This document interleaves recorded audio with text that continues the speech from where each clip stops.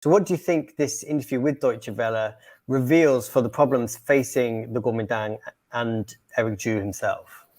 But it seems that Chairman Zhu was just unprepared for this interview, whether from a substantive policy perspective or just from an English language perspective, even though his English is quite good.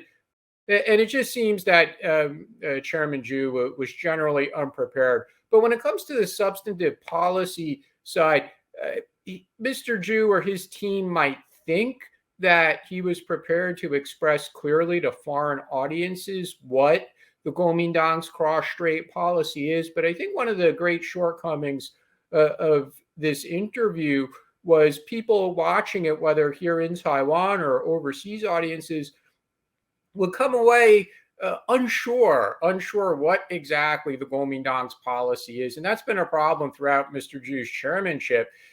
The fact that the KMT is ranking low in the polls is being an issue for Eric Zhu in this interview.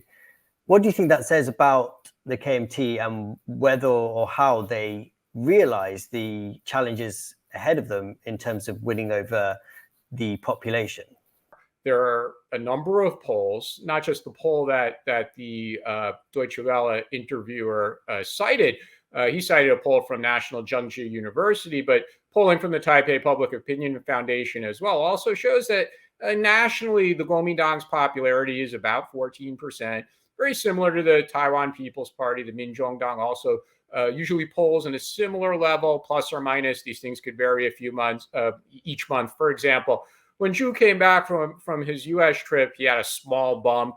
The Kuomintang popularity went up to 17%, but then it fell back down in subsequent months. So it was a very fair question. The Minzhongdang, the Democratic Progressive Party's national popularity hovers in the low 30s, and the Kuomintang and the Taiwan People's Party hovers in the mid-teens. How do you think the Kuomintang and the KMT's position on China is going to be affecting the way Taiwan people and Taiwan voters will be thinking about the party in the run-up to elections in November? Disadvantage for the Kuomintang and advantage for the DPP, if they can make use of it, is the DPP does have the resources of incumbency, at least at the central government level, not all or not even a majority of the local governments, which many remain under control of Kuomintang politicians.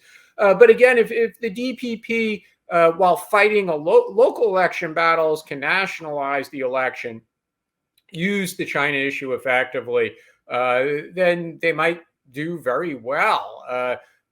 At this point, there's still a lot of close races. If the Kuomintang was to do well in local elections, it's not going to be because of their China policy. It's more likely to be because the voters decided they simply like the Kuomintang candidate on a local level more than they like the alternatives.